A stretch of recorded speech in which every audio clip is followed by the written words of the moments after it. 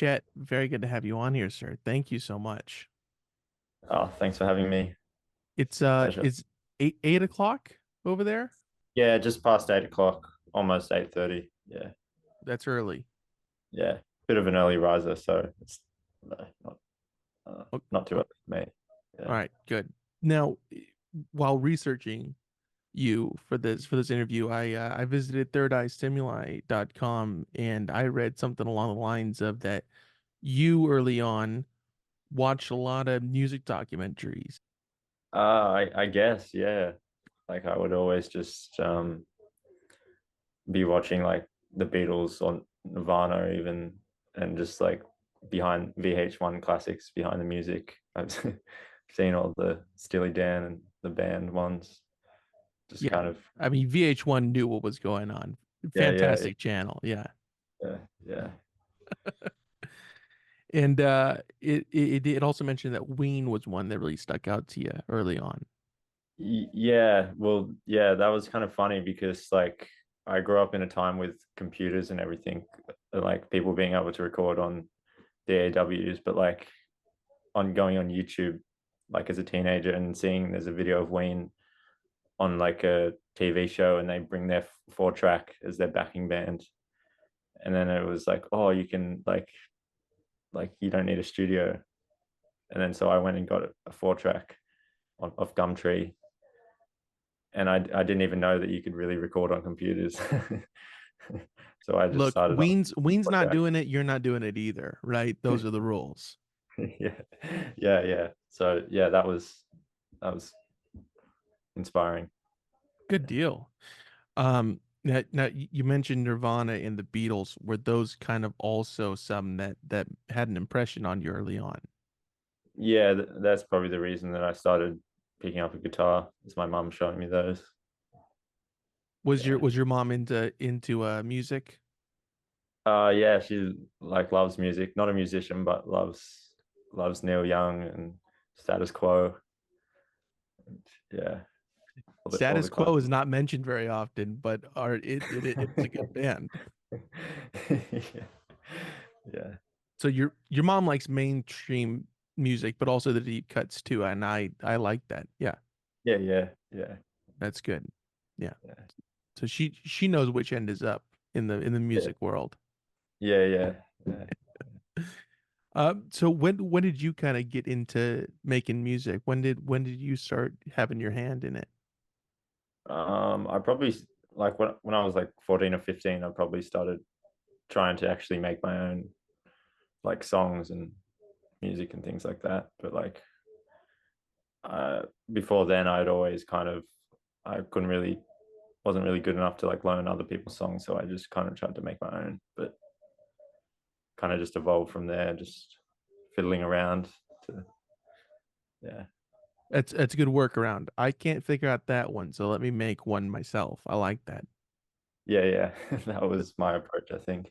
That's that can-do attitude. Yeah, well, I try my best. Hey, I think you're doing a great job. Was one of your earliest kind of projects that you became a part of? Was that the Uplifting Bell Ends? Was that one of those earlier kind of Yeah, projects? I mean, I did play like in a lot of bands before that, just playing bass and the drums and stuff. But like we would do lots of gigs and things like that, but they were all quite kind of short lived. But the Bellends was like the main thing. It's been most of my kind of spent most of my time doing that, like recording and doing small Australian East Coast tours and things like that. Yeah. That's not a bad band to be in. What was that like for you? Did you feel like that was one of the more legitimate bands that you became a part of early on? Yeah, well, those guys are all like 7 or 8 years older than me, and like they kind of just took me under their wing, and I learned a lot about like writing songs and things like that from them. So it was I'm really glad that I was a part of that, and yeah, I'm also glad that you're a part of that, Chet. I think everybody is, and anybody who isn't, should just tune out now because we're gonna delve more deeply into this. Yeah, yeah. Um, so was the band already around and kind of making music before you joined them? Yeah, for like quite like 5 years or so, and it was they were kind of had like a not different, but like when I joined, I think we kind of like went off on a more folky direction kind of thing.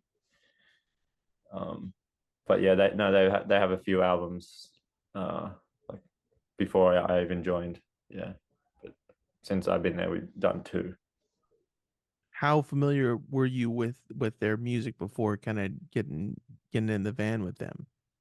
I like it. I knew some of them as people and knew of their music, but I wasn't like the most familiar with it until I joined, and then I became more of a fan once I joined.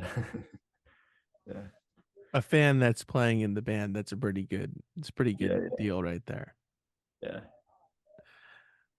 So you were kind of getting into folkier music at that time, just separately from the band. I think it like we all kind of just like James, the kind of lead singer, was kind of more in that direction, and then it just kind of caught on to the rest of us. Yeah, It only takes one. yeah. Yeah.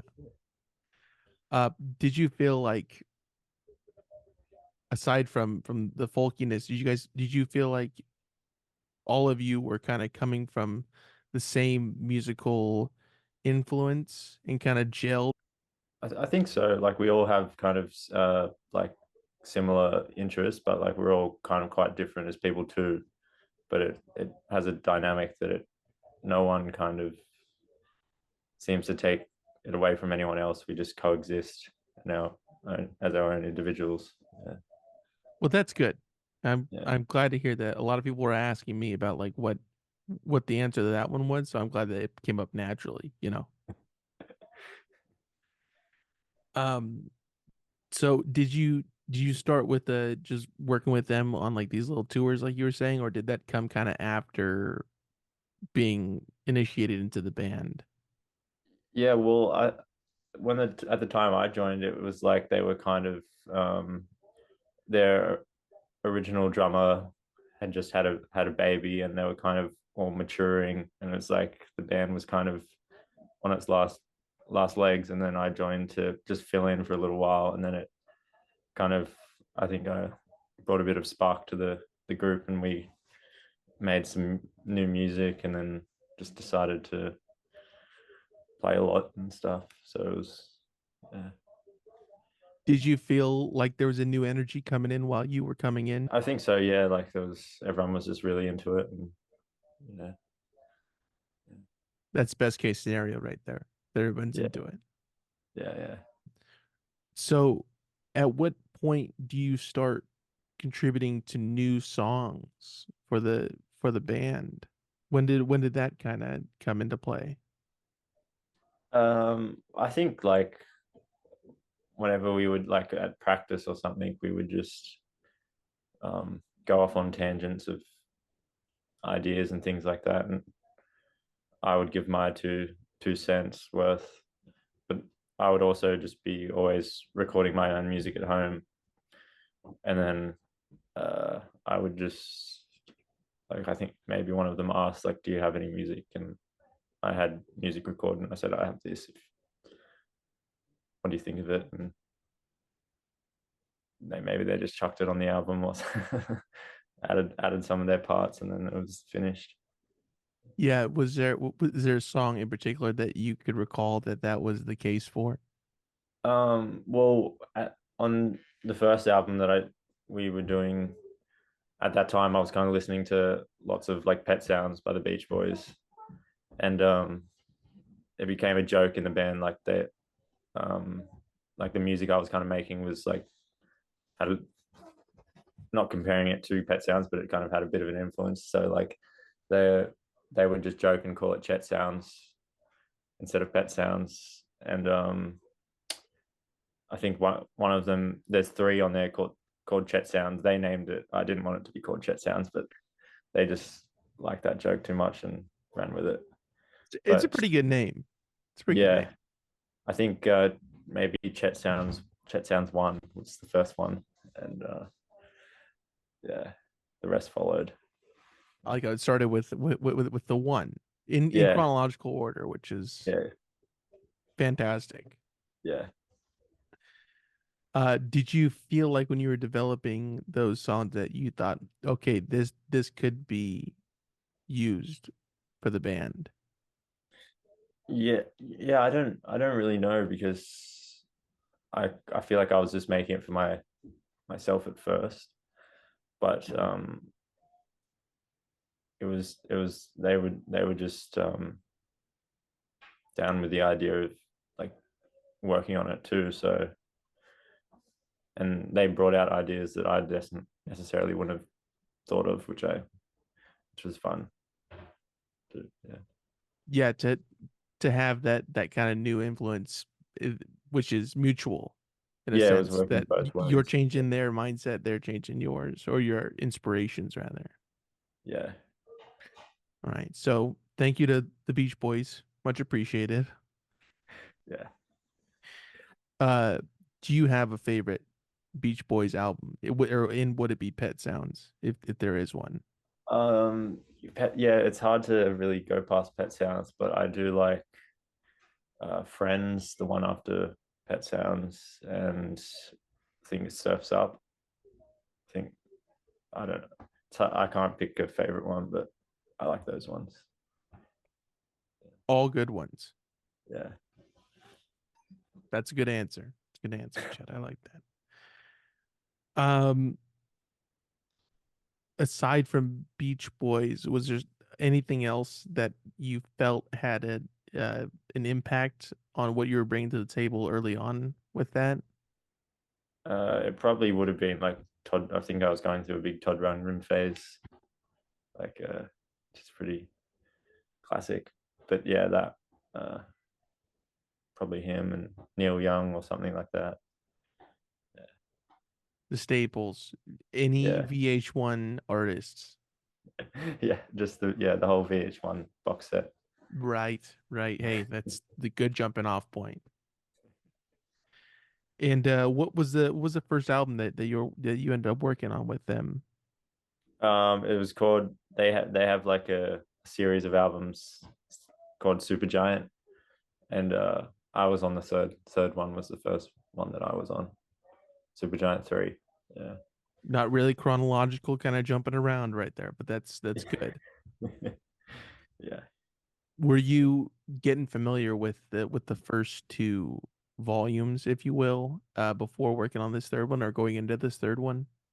Yeah, like I had to learn some of the songs for the live set, and yeah, I kind of once I started listening to it, I was like, oh, I'm a fan, and secretly was probably just listening to it in my spare time, but What was that like? Kind of you privately enjoying it and working on the third installment with them. it's kind of weird because like I had this same thing yesterday because I have been playing in another artist band, Tex Crick, and I remember like listening to the bell ends, like, is it okay if I like asking myself, is it okay if I listen to the band that I'm in? Uh, is that like weird? But I'm just listening, like I'm not listening to myself. I'm listening to the band before I was in it. So I was like, Yeah, pre like, you it's okay, yeah, but post yeah, you go, all right. It's a little bit. yeah, Yeah, Tex Creek is amazing as well. Yeah. yeah, So you're working on, and this is volume three that you came in on, yeah. Number three. Yeah. and during that process, did it feel kind of like something different, working on something different rather than the other things that you'd been working on privately or with other people? Yeah, it was because I never really had that like kind of like those musical partners. Every other time it was like I would just play like have a set thing to play and play it, and like working with other people, but this time it was like a real like back and forth kind of exchanging ideas and things like that.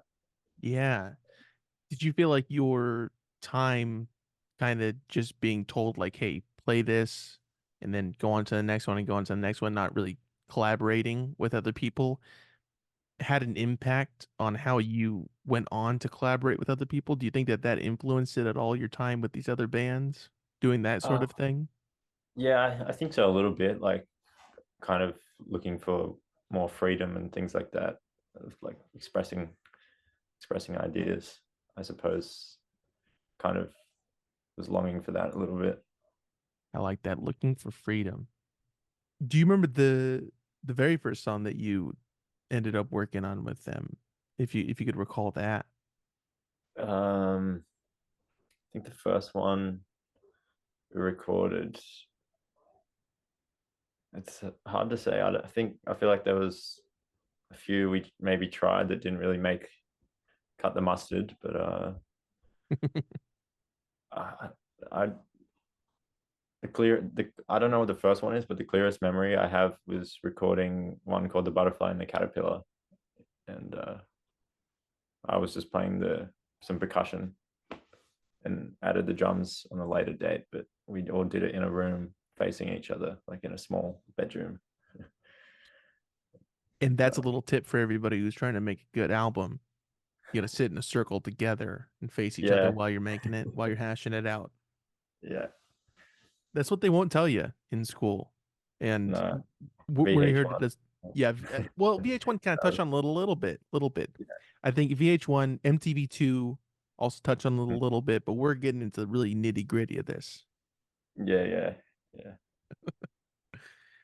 Um, did you also wind up producing some of the later works of the Uplifting Bell Ends?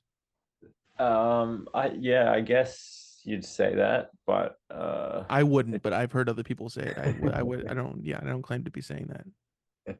well, yeah, I mean, like we, I don't know if like we it was kind of collaborative, like everyone kind of produced it, but like um, I think I was kind of like mixing it and things like that, but um, yeah, I don't know if I can take really credit for producing it. It was kind of like a collaborative Let me production. let me just say it for you. Chet did the whole thing. No one else helped out. It was just him. No, Yeah, it was a collaborative kind of thing though. That everyone yeah, had a hand. yeah. I'm liking it, Chet. I think I'm with some great answers here, dude. Sorry, I'm not the I'm a man of few words, I guess, but I know I know that you're very stoic usually, but I'm trying to break you out of this shell. I'll yeah, get you there, Chet. I'll get you there. You have gone on to produce some other music though as well, right? I mean, from since then to now. yeah, yeah. Mainly just my own music, like Chet Sounds, the self-titled album, and I did a second one too. That's way more than I've ever done. So yeah. Um, do you feel like your mind kind of moves in a different direction, if you will, when you're kind of having your hand in the production side of things rather than just composing music? I think so, and like you you kind of hear the album like as a finished product before it's even done, and you kind of like aiming for that, but um, sometimes you just get sidetracked and then it turns out to be something completely different. But like there's just so many kind of outside influences that like affect it. When you begin, it's like you think it's going this one way, but then you realize that, oh, maybe I want it actually more like that or more like this, and then it just it's like a snowball, just keeps building up. Yeah, there's some editing going on and some revisions, sure. Yeah. Do you feel like you look at even when it kind of feels like it's towards the end of like the final result when you're mixing it or whatever, that when you're hearing it at that point, and when you finally hear it when it's out, do you feel like you're viewing them differently or hearing them differently at all? There's some times where I've had that experience. Like, I don't know if it's just like it's kind of self-conscious like thing in your head, like after like making something and you kind of think in your head it sounds like this kind of up tempo happy song, and then like hearing it like a few months later or something when it's finished, it's like, oh, is it actually like that, or is it a bit of a slow, boring song like that? I don't know, but I think that's just maybe the mind just kind of self doubt in the mind, but Sure. So cancel that out, and it's all happy-go-lucky kind of yeah, sounds. yeah, yeah, yeah, yeah, The sounds that a pet would emit, or something like that. Um, yeah, yeah, which maybe there's something to that. I don't know. Maybe that's a deeper thought or something. I don't know. Anyways, yeah. It's on another move. level. Hey, come on. I mean, VH1 talks about that. That's what's really behind the music. At the end of the Yeah, day, is the subconscious, yeah, and that's VH1 classic for you. You know. yeah. Do you feel like producing your solo work is different than working with anybody else's music in that way of like you're kind of have this self-doubt or whatever it may be? Yeah, like when producing my own, I feel like, yeah, I feel like I know what's best for me, like kind of, and I just follow what I'm doing, whereas other people kind of working with other people that kind of like, oh, kind of like can't do that, we can't do that. But I'm kind of not. I feel like I'm also at the same time as being kind of self-conscious about things. Like I don't care as much as about like certain aesthetics or something. Like if I like the sound of it, I like the sound of it. Like even if it kind of sounds like something cheesy or something. Yeah, Doesn't matter though, you like it, so yeah, that's at the that's end of the day, you're the client and the producer, so yeah, that's what they said about Pet Sounds too, or Bleach or whatever it may be. mm, yeah. That classic Beatles album Bleach. You've heard of that one, right? I've heard that one. Yeah, Yeah. It's all right. It's not it's not the best. Kind of went in a weird direction there, but that's what they yeah, said about Magical Mystery Tour too. But yeah. Uh, yeah. I think Pete Townsend was going through a hard time when he made that album. Yeah, yeah, yeah. And you know, Elton John, he was doing his thing. And um when did you begin working on Chet Sounds? When was the origin of that? Well, like I would like, yeah, ever since I got that tape machine after watching Ween, I guess you could say that's like I've just been making my own music, like in my bedroom. Just like that was the start of it. But I didn't not it wasn't until like I had started playing in the Bell Ends, and then one of the members had kind of moved away, so I had a bit of spare time, and I just had recorded lots of songs, and then a friend of ours had like heard some of them. And he's like, "Oh, what are you going to do with them?" And I'm like, I don't really have any plans. I just been recording them." And he's like, "Oh, I'll release them." So I guess from there, it just kind of became something, and it was Chet Sounds. Yeah, It's a good result. It's a good result, I'd say. yeah. Do you think that that would have eventually been the path that it would have organically taken, even if you weren't in the Bell Ends? I think so. Like my like music has just been such a big part of my life. If I wasn't doing one thing, I would have been doing another thing. But not sure. Like yeah, I would always have my own music. Yeah, Also known as freedom, which we've also discussed. Your friend that heard your music, Did that kind of give you some validation of like, okay, there's something to this. It's not just that I like this, other people might like this as well. Yeah, I guess like I was pretty like self-conscious of hearing like of other people hearing it. I don't think like I never really had ever sung in front of anyone in public or anything, not even like close friends or family. But like I would still be too scared to show them like a recording of me singing. But Because like it's they had, private. It's private, and they gotta respect that. Yeah.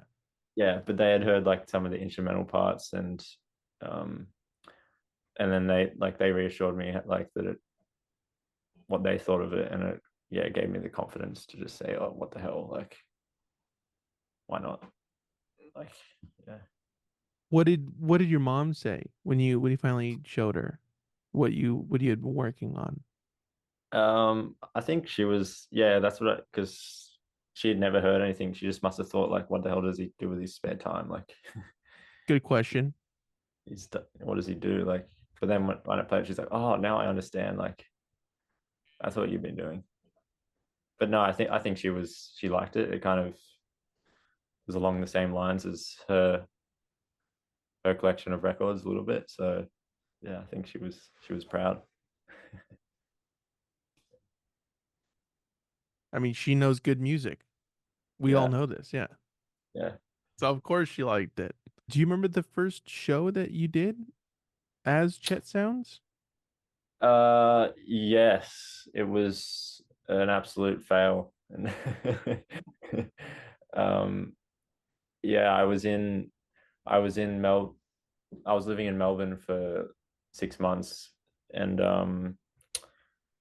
one of my friends came down to came down just to visit, and then he was staying for a few weeks, and then some of the other people I was living with were musicians, and we like knew someone at this pub, and they like said, "Do you want to play?" And got got together a band, and it was sounding real good in the practices and everything. But then when it got to the gig, I remember the keyboardist, like I was drumming, and I just had guitar, keyboards, and bass, and starting the first songs, just the keyboardist just forgot the chords and started playing the wrong chords, and then we just kept trying to go through it, but it was quite hard to sing in the right key when they were the complete wrong chords. Well, So yeah, I think that would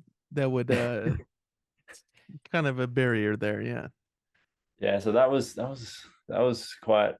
Looking back, it's quite hilarious, but at the time, it, it was quite Your worst scary. nightmare. It Yeah, was it yeah. was, yeah, and I took me a bit of time to get the confidence back to do another show, but had to had to prove it to myself that uh, I could do it. So But also you had to take a second to recollect yourself.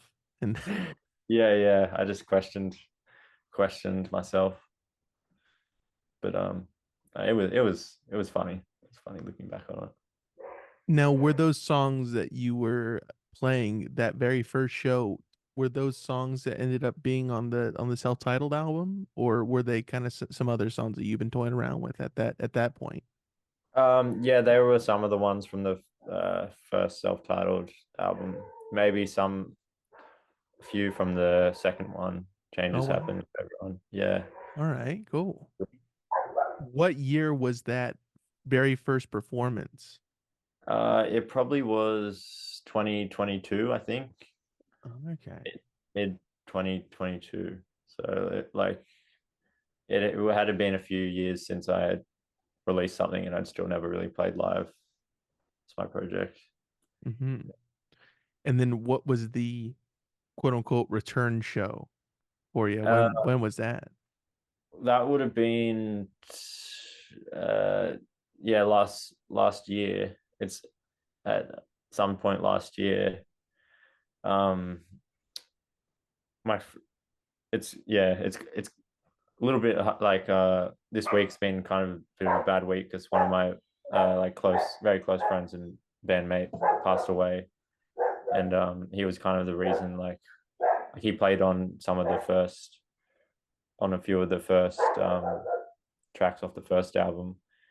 But he was quite like he was really like pushed me to play live and things like that. And he was a big part of like the band and stuff. He also played in the Uplifting Bell Ends, but yeah, he kind of pushed us to play, and we did just a duo like acoustic folk show. And I had some new songs and things like that, and we learnt them, and we were quite nervous, but it was like quite rewarding to see that like people liked it. So then that kind of reignited the spark, I guess, is trying to play live.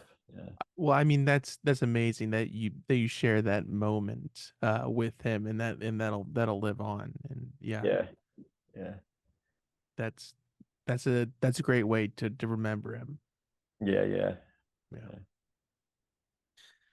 yeah. Um and yeah, with going through these kind of different um just life things. I mean, has that always influenced your lyrics and whatnot? I mean, has it always found its way into music? Yeah, I think so. Like, I like it's I as a person, I kind of like try not to take things so seriously, but like it like I'm kind of just trying to express what I see and hear through the music. It's just a reflection, like art imitating life, that cliche kind of thing. Just yeah. At some point, it's not a cliche, and it just is what it is, and it's just something that a lot of people say all the time because it's just true. Yeah, yeah, yeah. I think we're getting there with that phrasing. Um, yeah, but he was a proponent of your music. Yeah, yeah, he was, yeah, like aside from being like real close friends, like yeah, we would always just like music has always been our thing kind of together. And yeah, like we were going to record. It was such a shame because we had so much music to kind of record, and like the my project is kind of was evolving, and he was singing and being more collaborative. But it's like yeah, we've still had lots of good memories and things like that in the past that will live on. Lots of people got to experience that, like kind of the musical his musical side and things like that. So that will live on. Yeah, Oh, that's a, I mean, yeah, and that's beautiful, man. That really is. yeah. It definitely will be a drive me forward as like a kind of therapy and coping mechanism to get through tough times. The music will always be there, and I'll always like think of him and things like that, and it will definitely have an effect on how I move forward. I kind of guess. As he would have wanted, right? Yeah, yeah, Yeah. yeah, What for was it? sure. What was his name again? Jack Diaz. Yeah. Yeah, Rest in peace, Jack, and thank you. without him, I probably wouldn't have like pursued music as much like in the public kind of thing. Like he really was supportive, things like that. Gave me a lot of confidence. Yeah, These are very important people in your life yeah, to be pushing you like that. yeah. And yeah, going back to these earlier days of performing and such, do you feel like that kind of helped shape what or how you view the project now? I think so. Like I've kind of gone through a lot of different musical like phases, I guess, and it's just like I've taken on a lot of the stuff, and it's definitely all just big collage of different ideas and experiences that have shaped what it is now, I guess. Like without going too far from what I originally like started with, it's definitely evolved and it's kind of evolving. What was putting out that self-titled album like? Did you feel like that kind of pinpointed like, hey, this is where I'm coming from sonically, and this is where I am? I think so a little bit. Like it was a bit of a roller coaster of kind of like tracks. Like it's like a bit all over the place, but I kind of didn't really know what I was doing recording or anything, but it was fun to make it all. And um yeah, I guess I just tried to do whatever I was feeling at the time, and it is a product of yeah that time in my life. So I guess even if do cringe a little bit at like some of the sounds and songs, but it's a true product of who I was then, I guess. I'm with you, Chet. I'm with you. Did you feel like you kind of approached the self-titled kind of in the same way that you were approaching the Bell Ends music, or was it? I mean, or were there some kind of similarities between what you were doing with those albums and what you did with this first one? Yeah, I guess I think there are some similarities, like just kind of not so serious, but like you're serious about the music, but you're not really serious about other things. And you just kind of just a real kind of DIY yourself approach, I guess. Yeah. Yeah, has that ethos kind of been the a driving factor throughout all the music that you've been a part of? I think so. And like it's I do like doing it like that, but also it's like kind of like not the only way, but it's like just the most kind of practical way to do it of like money wise and time wise and things like that. It's just always the way it works out. It's yeah. Did you feel like you wanted to kind of explore different sounds with Chet Sounds, or was it just kind of naturally happen the way it happened? I think a bit of both. Like I do like get a bit tired of um doing the same thing over and over again, and like it's good to always try something different. Not that like it sounds drastically different, but like just changing instruments or yeah, trying to learn some new chords and things like that. Like always kind of looking for those different ideas where I can do something that's just a little bit different. But E minor, these kind of things. Sure, sure, sure, sure. Was the most difficult part of this project kind of the live aspect of it? I think it was because it was just really stepping outside of my comfort zone. Like yeah, just having to kind of front the project like in front of other people, like and just kind of have the confidence to hold it up together. Was there a point that you felt like, all right, I have that down, and this is that hump is now I'm over it. Yeah, I think like each gig kind of just gained a little bit more confidence, and like it really helped having like musicians that have been playing in my band and stuff like that. They're just really talented musicians and can hold it down on their own parts too. And it kind of evolved into a whole nother thing which I didn't really anticipate. Like just having a solid band was real fun. Yeah. Do you think it's inevitable for a change to occur that you didn't expect when it's that pure of a thing that you're going off of feeling, and that'll inevitably change the project in general? Yeah, it was kind of weird because I didn't really expect like and I think it that was I didn't expect it, but I kind of also went into it not expecting everyone to kind of play as if they're replicating what I did on the album. Like it was like everyone can kind of be their self, but yeah, so that came into it, or their personalities and playing came into the live show. And you said, "Hey, cut that. We're not doing that. It has to be by the books here." Yeah, no, I wasn't too fussed. Like they kind of got what I was going for, so I didn't really have to crack out the whip. Right. But there was one slip up, and that's yeah. Yeah, I could hear in bar like 32 of I think it was one of the songs they played the quarter note too low or something, and And you know who did it. You don't want to out them here, I understand. That's more of a private matter, but just know yeah, that you know, yeah. yeah, I let them know in private, and they assured that they won't do it next time. So um, So we'll just have to see about that. yeah, yeah, When you go to see a show of a band that you know, like you know a lot of their songs and you like a lot of their songs, say the yeah. Beach Boys for instance, use this as an example.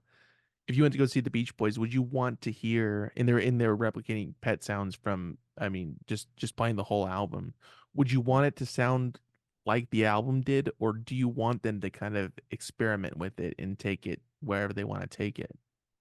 Um, yeah, I don't like. I wouldn't be opposed to hearing Pet Sounds like replicated note for note, but if they were, I would understand if they were wanting to try take put a new spin on it. Like in the past, I have seen like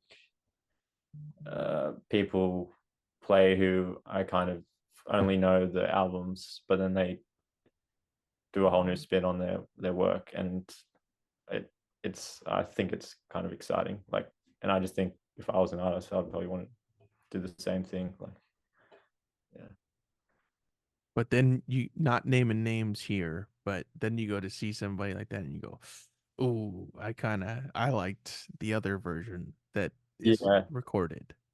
yeah. That's true. Like, it just depends on how it's done, or yeah, I guess how they execute it. And we will be naming names of artists that have let us down in the Patreon, so please go ahead and join us there, and we'll be saying names of people. Right, Jed? Yeah, We- we will some big names. What is the most challenging part of making music for you? For me, it's like I guess, trying to do something you kind of haven't done before, and yeah, I like yeah, just trying to do something you haven't done before for me is what I always kind of aim for, and it's the challenge that kind of keeps me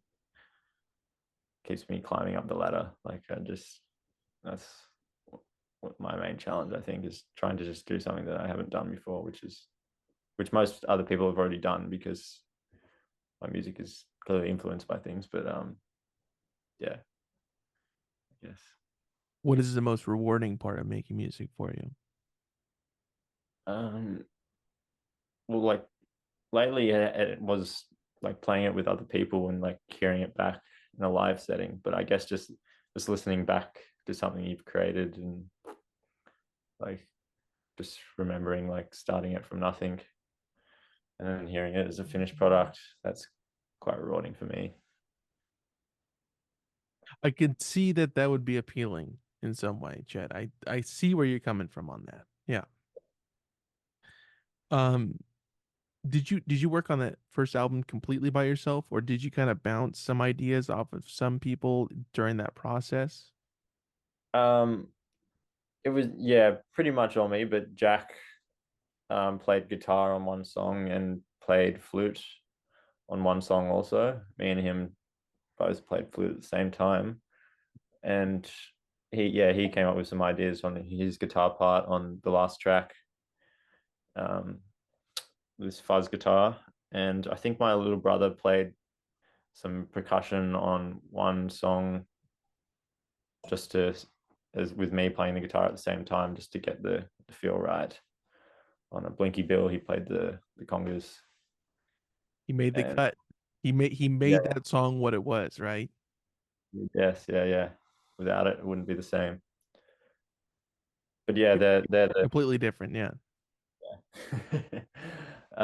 But no, yeah, they had some input on to the music. Yeah. Very nice. Do you personally have like a way of creating music that you kind of like a step by step process, or is it always changing with every song that you're working on? Do you always try a new way while you're dealing with this idea of bringing out something new and trying to create something from scratch? Yeah, I think it kind of changes from time to time. Like sometimes you just get a tune in the shower, or you're actually sitting at a piano or a guitar, and an idea comes, and then you chip away at it. Or like sometimes you just hear someone say something and sparks a thought for words and lyrics. But I would say it's generally kind of different. Like where the ideas come from, it's always different. But some most of the time, it's just chipping away at it on a piano or guitar. Yeah. So is it usually the musical aspect of a song comes first and then lyrics come in afterwards? Yeah, sometimes it's like sometimes you'll have certain lyrics and things, but first, but then you don't have something to put them to, and it's not until you stumble upon some music that you think, oh, that might work there, and just try it out.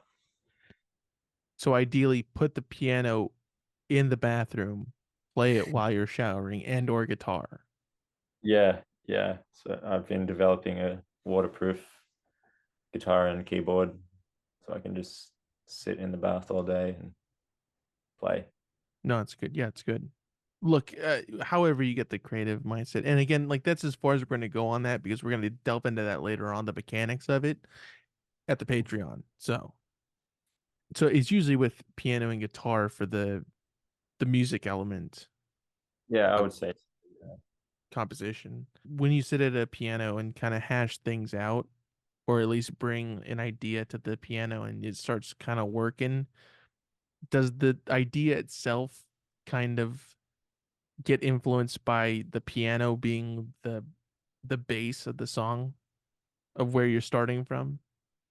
Yeah, I would think so. I think so. Like, yeah, most of the time you kind of the ideas on the piano are kind of the ones that's kind of set in place. But then sometimes you think, oh, like maybe I just play this on the one hand of and then the other guitar plays what the right hand and the left hand and the piano is playing, like kind of change it up to get a different kind of quality and timbre to it. But I I'll never say even most, thought about that, but yeah, that's a really interesting way of doing it. Yeah, just even separating that out. yeah, All right. yeah, just changing it up like the instrumentation and things like that. But I guess I would try to do that a little bit. But sometimes it's just the piano is set in place and that's what it all it does. But I guess it depends on track to track. All it does is carry the whole song, not doing much. Yeah. Is the same or is it the same for the if the guitar is the building block of a song? Yeah, I guess sometimes I kind of like half of the ideas started on a guitar, but then it's finished on a piano, or the other way around. I feel like I do that a little bit. Start on one thing and then get to a fork in the road, and then I have to pick up another instrument to finish it, just to get some new form of inspiration. Some new blood, some new energy. Yeah, Yeah. Inspiration perhaps, but I don't like to use that one. I use blood and energy. That's kind of yeah. That's where you got to work with. that's what we've got to work with. Yeah, but That's what we're filled of. Blood sugar, sex, magic, that's us. Classic Beatles album. yeah. Is it kind of at those forks in the road when you're changing stuff up and just trying to get the song off the ground that lyrics come into play some of those times? Some at some of those forks you start saying kind of let me see what we're dealing with on that end. Yeah, I guess. Like sometimes it's you've just got one lyrical idea and you just kind of keep repeating it over to form like a melody. And yeah, you just I guess I just like chisel out slowly, like chisel out an idea into something more formed. But yeah, lyrics, yeah, I feel like I normally just have one like line or phrase to start with, and then the rest just writes itself, I guess. Do you feel like there's more editing with the music or the lyrics? Or is it kind of equal depending on Uh, the song? yeah, I feel like in the past, I haven't been much of an editor. It's just kind of uh, like not as much. I didn't really demo as much. Like the kind of demos were the finished products. So like, but now where I am now, I feel like I've been editing a lot more, like changing the lyrics and seeing like the arrangement, trying to work it out, like what's the best possible one I could do for myself. So lately, I've become more conscious of just editing both lyrics and music. And then the next album, not this one coming up, whatever the new one is, but the next one, no editing involved at all free form, the whole album, right? Yeah, just train of thought, That's gonna be experimental. good. I can already tell it's gonna be amazing. Um, kind of going back to this thing of music starting as like a private thing for you early on. Do you look at music being as a personal thing that you're bringing to the public, into the public's eyes and ears, and for them to experience? um, yeah, I guess it's like I don't really think of it that much because I don't know think that many people will listen to it, but like I know it's a personal, like the songs are quite personal and things like that. But yeah, that's I'm just a little bit like self-conscious about like close people kind of listening in a bit close, just thinking, oh, is this what like what's Chet singing about? But I don't. It's just I just worry about like close people analyzing things, but everyone else, I know there's probably not going to be that many listeners. So um, Okay, so half of the million of you don't look into these lyrics, but the other half of the million, you know who you are.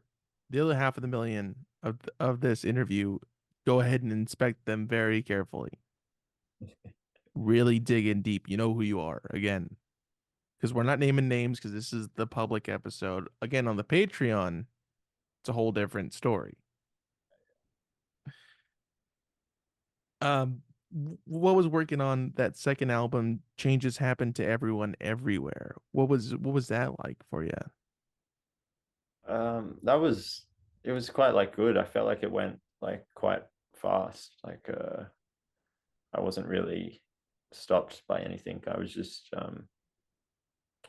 making music, and then I would do a track at a time, and then before I know it, I had all the tracks. And I think I just thought, oh, this kind of feels like an album. And, it was done, yeah. When did that start to rear its head that, oh, this is the new album?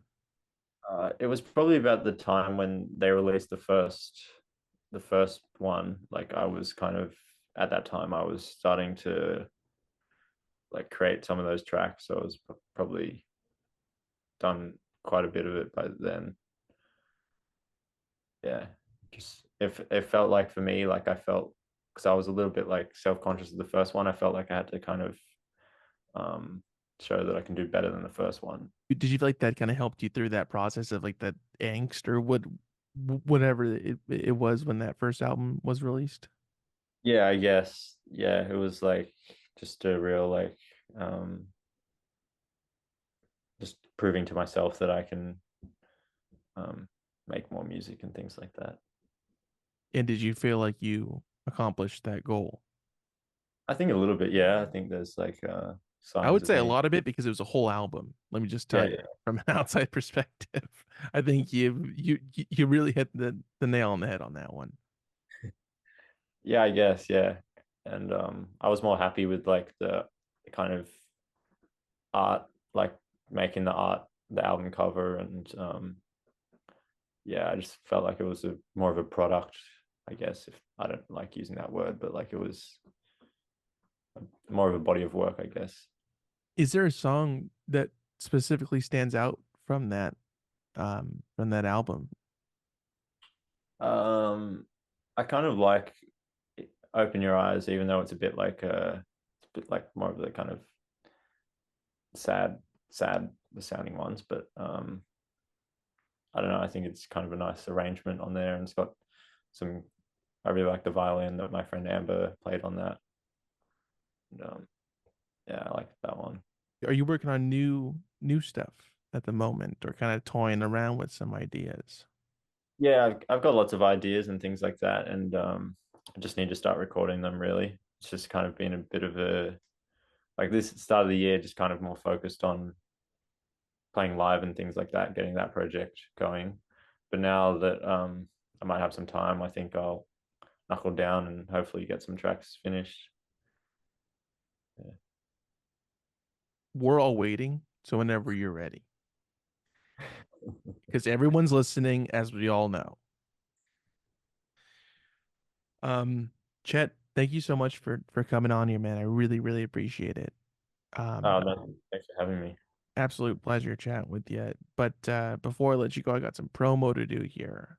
Um, so the Uplifting Bell Ends music is streaming everywhere. You're still playing with them every once in a while, right? Yeah, every once in a while, yeah, yeah. Good deal. My brother Um, actually for me uh, on drum. it's, wait, I'm sorry. Can you repeat that one more time? My younger brother was filling in for me on drums and on the live band, so he might be there or it might be me. Who knows? Yeah, Well, I mean, they heard the congas, yeah. Yeah. obviously, and they're like, this is the guy that we need. All So, right. I mean, that's a good replacement. So when you're not there, your brother's there, and he's holding it down. It's a good fit. Yeah. Um, yes, you can find the Uplifting Bell Ends music wherever you get your music. It's streaming everywhere, right? Streaming On everywhere on Bandcamp. Yeah, Third Eye Stimuli website. Yeah. Yes, both the Bandcamp, which is at the upliftingbellends.bandcamp.com, as well as through the labels website. Third Eye Stimuli is where everyone can get the merch and whatnot, the vinyl, the merch, all the good stuff that everyone's looking for. That's where you could find it, right? Yeah. Yeah. And everyone can stay up to date with news and shows and everything else by following the band on Instagram at the Uplifting Bell Ends. And Chet, your solo project, Chet Sounds, is streaming everywhere. Wherever the people get their music, that's where they can find you, right? Mhm. Yeah. Everywhere on Bandcamp too. Which is at chetsounds.bandcamp.com. And that's where you could find the vinyl. And you could also find the vinyl through thirdeyestimuli.com. And everyone can stay up to date with your news and dates and shows and all that good stuff by following you on Instagram, right? Is that the best place? Yeah, probably my Instagram, Chet Chet underscore tar underscore cheese, cheddar cheese. It's a good name. It's a good name. Um, yeah, and is there anything else we got to promote before we cut you loose here, Chad? Not nothing I can think of at the moment, but just thanks a lot for having me on here. Hey, thank you for coming. I appreciate it, Chad. I'm gonna stop recording this and I'll talk to you in a minute, all right? Okay. Cool. Thank you, Chad. Thanks.